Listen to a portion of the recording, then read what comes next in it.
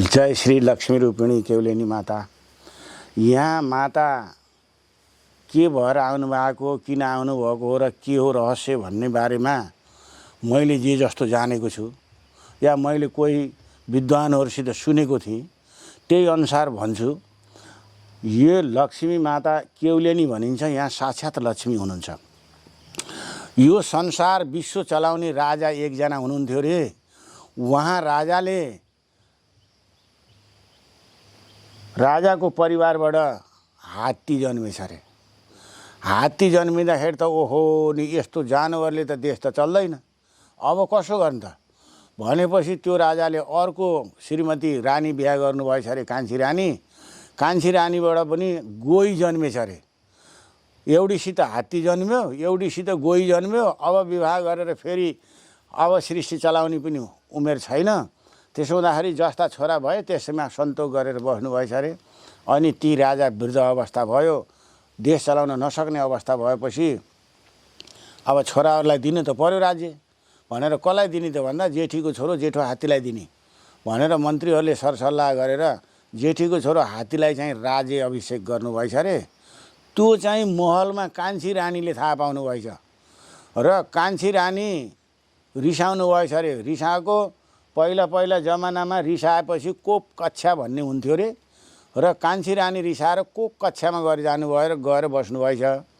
यतातिर राजाले सारा मिटिङ भ्याएर साँझ कान्छी रानीको महलमा कान्छी रानी थियौँ जाँदाखेरि त कान्छी रानी त हुनुहुन्न।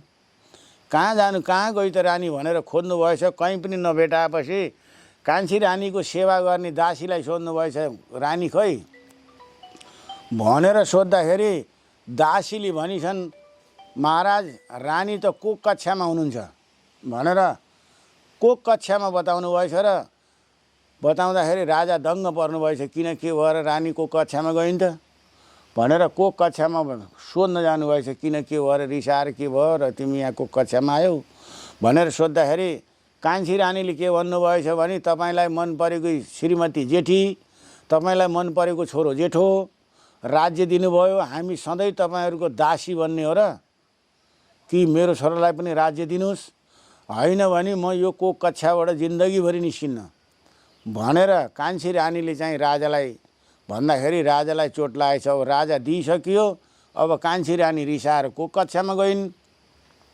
अब के गर्ने होला त भनेर राजा त्यो दिन जेठी रानीको दरबारमा पनि जानुभएछ। कान्छी रानी त कोक कक्षामा हुनुहुन्छ।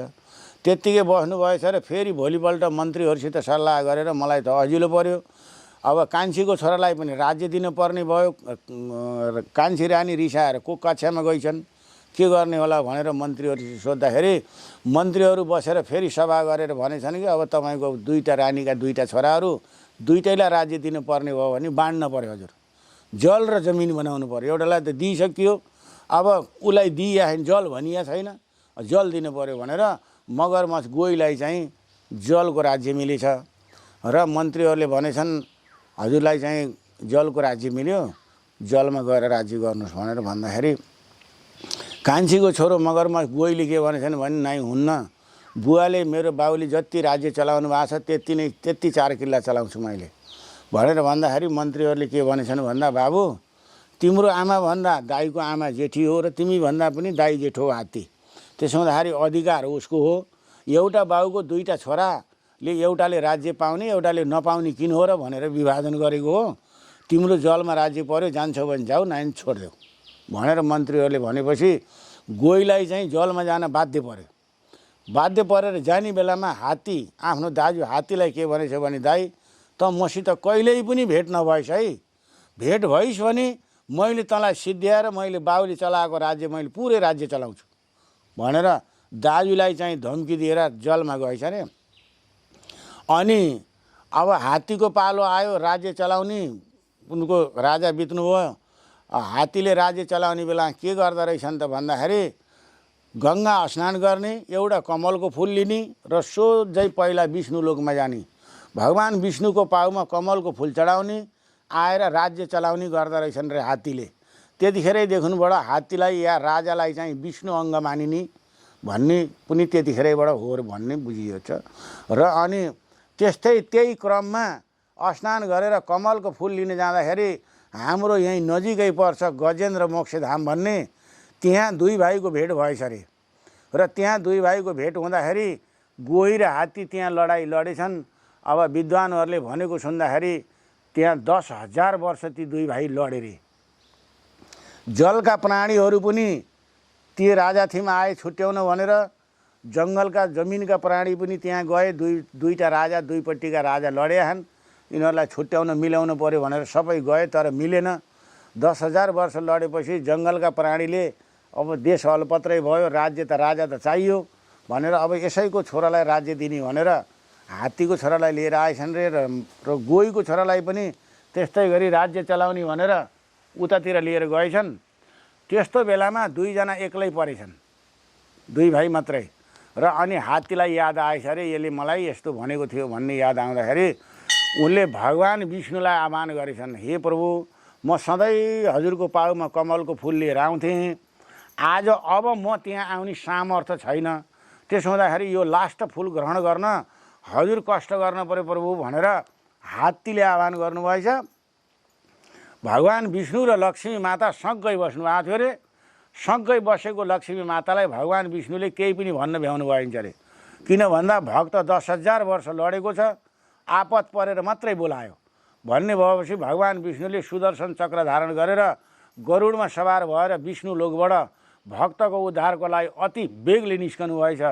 सँगै बस्नु भएको लक्ष्मी मातालाई केही थाहै छैन कहाँ जानुभयो भनेर, होइन कहाँ के लीला गर्न जानुभयो त, म पनि जानु पर्यो भनेर निस्कन लाग्दा साक्षात् स्वरूपमा निस्कँदाखेरि त सबैले चिन्छन् भनेर एउटा जोगिनीको रूप धारण गरेर माता लक्ष्मी यो वृक्षमा, घना जङ्गलको बिचमा वृक्षमा लुकेर आड लाएर लुके जस्तो गरेर भगवान् विष्णुले त्यहाँ के लीला गर्नुभयो त प्रभुले भनेर यो ठाउँबाट हेर्नु भएको अरे। त्यहाँ त्यसो भएर माता थिम छैन, वृक्षको आडमा बस्नु भएको छ, खुला ठाउँ छ।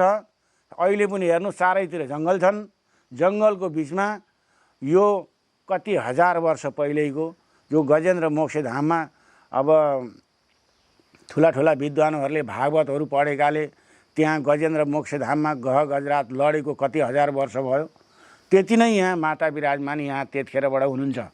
र यहाँको नाम कतिले के भन्छन्, वनदेवी पनि भन्छन्, दुर्गा माता पनि भन्छन्, केउलेनी पनि भनिन्छ, तर असली माताको नाम लक्ष्मी रूपिणी कल्याणी माता, लक्ष्मीको रूप हो, सबैलाई कल्याण गर्ने आमा हुनुहुन्छ भनेर भनेको मैले चाहिँ यो ग्रन्थ बुझ्छु।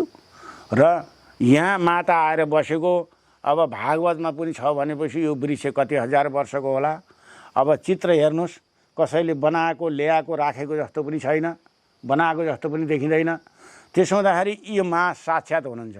र यहाँ आउने मान्छे यो मन्दिरमा आएर दुःख पाएर या सन्तान नभएर या रोगले ग्रस्त भएर या मुद्दा मामलामा या जग्गा जमिनमा या देश विदेश जानलाई फँसेर बिग्रेर बर्बाद भएको मान्छे आएर माता थिम शरण पर्यो भने त्यसको उद्धार गर्नुभएको छ आमाले।